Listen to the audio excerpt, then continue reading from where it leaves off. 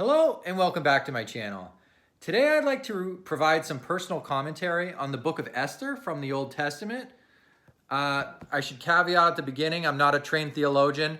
I'm going to be approaching this from a Catholic perspective, but what I'd like to do is discuss the storyline, talk about notable characters, and then try to draw out some theological implications from this great story from the Old Testament. So, why talk about the Book of Esther? Well, first of all, I think it's an interesting story. It's about a young Jewish girl named Esther who rises up to become queen and intercedes for her people to the king to save them from certain destruction. The Jewish people at the time were under threat of total annihilation, and she speaks up and takes a chance to save her people. So I think it's a really interesting story, and it's also a pretty short story. You can sit down and read this in one evening, no problem. One quick thing I'd like to point out is if you're reading from a Protestant translation of the Bible, the Book of Esther is going to be slightly smaller. The story is still the same, but I'm going to be reading from a Catholic Bible, so there may be a few sections that I quote from that aren't found in Protestant translations. So our story begins with a Jewish man named Mordecai who's having a very strange dream. He awakens from this dream and he uncovers a plot of two would-be assassins plotting to take out the king of Persia, King Artaxerxes. So he uncovers this plot, the king is informed, and Mordecai is handsomely rewarded. So the story then turns to King Artaxerxes as he's throwing a week-long bash for all the people, for all the nobles and peasants alike. They're all invited to this party, and King Artaxerxes wants to display the beauty of his queen. So he summons Queen Vashti into his presence. And Queen Vashti refuses the summons. She won't comply, and she's rebellious. And this really slights the king. He's upset. He can't believe it. He consults with his higher-ups and says, what are we to do about this? What should we do? This can't go unpunished. The king's consul recommends that Artaxerxes send out an edict in his name, which forbids Vashti to ever come into the royal presence again. Let the crown pass to some head worthier than hers. So messengers are sent throughout the kingdom to look for a beautiful young virgin to replace Queen Vashti and become queen. And they find one in Esther, a young Jewish girl who was adopted by Mordecai, the guy at the beginning of the story with the dream. And before departing back to the capital to be examined by the king, Mordecai advises her, don't reveal your Jewish heritage. Keep this secret for now. It may serve you well in the future. So Esther is finally introduced to the king, and she had beauty past all belief, and more than all the others, she won the king's heart, and she enjoyed his loving favor. And on her head, he set the royal crown and named her queen in place of Vashti. We're then introduced to a new character named Haman, who becomes the king's right-hand man. And everyone throughout the kingdom will do him honor, except for Mordecai. Haman knows that Mordecai is Jewish, and so not only does Haman take anger against Mordecai, but against all the Jewish people. He goes to the king, and he recommends the king send out a letter saying, we need to get rid of all the Jews throughout the land. They're causing grief. Their strange customs and behaviors are not conducive to a peaceful kingdom, and they need to be eliminated from our lands. And so the king agrees and sends this message out, signed in his own name. So Mordecai and the rest of the Jewish people are completely distraught. And Mordecai goes directly to Queen Esther and says, please, queen, help us. Intercede on our behalf and plead our case before the king. If you don't, death is certain for us. And she says, all the king's servants and the people of the king's provinces know that if any man or woman goes to the king inside the inner court without being called, there is but one law. All alike are to be put to death, except the one to whom the king holds out the golden scepter, that he may live. And I have not been called to come into the king these 30 days. But Queen Esther says, despite all that, if you and the rest of the people will fast for 3 days and 3 nights on my behalf, I will go before the king, and if I die, I die. After the fast, Queen Esther is dressed in her best clothing. She was radiant with perfect beauty and looked happy as if beloved, but her heart was frozen with fear. When she had gone through all the doors, she stood before the king. He was seated on his royal throne, clothed in the full array of his majesty, all covered with gold and precious stones, and he was most terrifying. Seeing his queen trembling in fear, the king is moved within his heart, and he jumps from his throne.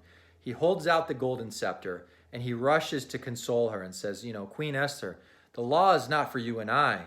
I am like a brother to you. The law is for the people.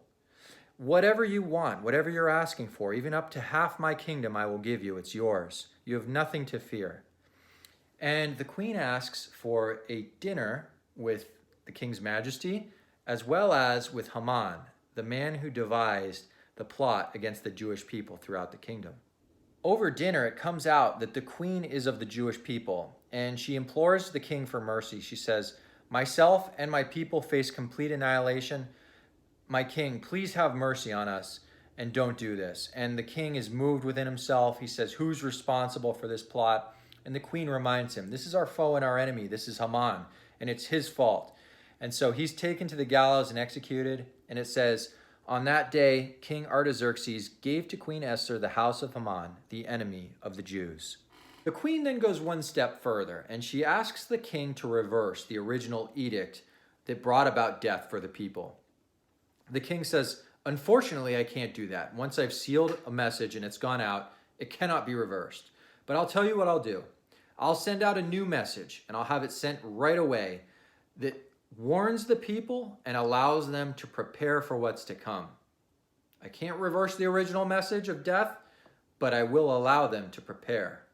The new edict goes out. All the people start to prepare food, armor, weaponry. They're preparing for the day of battle. And when the day of battle comes, they fight and they win and they're successful. The preparations pay off, and they owe so much to the help of Queen Esther.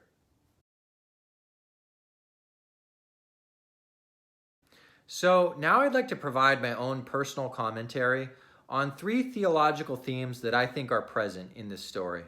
The first thing I'd like to draw your attention to is the comparison between Queen Vashti and Queen Esther. I think there's some biblical typology going on here, and it's the difference between Eve and the Blessed Virgin Mary. I think Queen Vashti represents Eve. She's the apple of the king's eye, and he wants to show her off, but she's rebellious. She doesn't want to listen to the king's summons, and I think it's analogous to Eve in the Garden of Eden in the book of Genesis, rebelling against God. In the book of Esther, the king goes looking for a new queen, and he finds one in a young Jewish girl named Esther, who happens to be a virgin.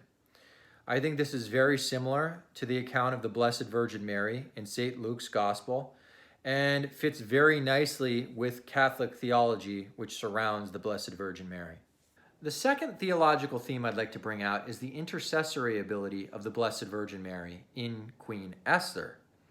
Catholic theology holds the Blessed Virgin is the strongest intercessor with our Lord Jesus Christ of any created thing. And I think you see that in Queen Esther. The king, he's resplendent in his majesty. He's terrifying to behold. He holds the keys of life and death, and anyone who enters into his chambers is subject to his judgment. And yet, even knowing all this, the queen, on behalf of her people, bravely goes in to make the case to save her people from their annihilation. And you see the king immediately jump off his throne as soon as she enters. He leaps down, he runs to embrace her and says, "What would you have? Up to half my kingdom, and it's yours. You're my queen. I love you so much." And I think this is just a great type that showcases the Catholic theology surrounding the Blessed Virgin. I think it's really drawn to life in this story.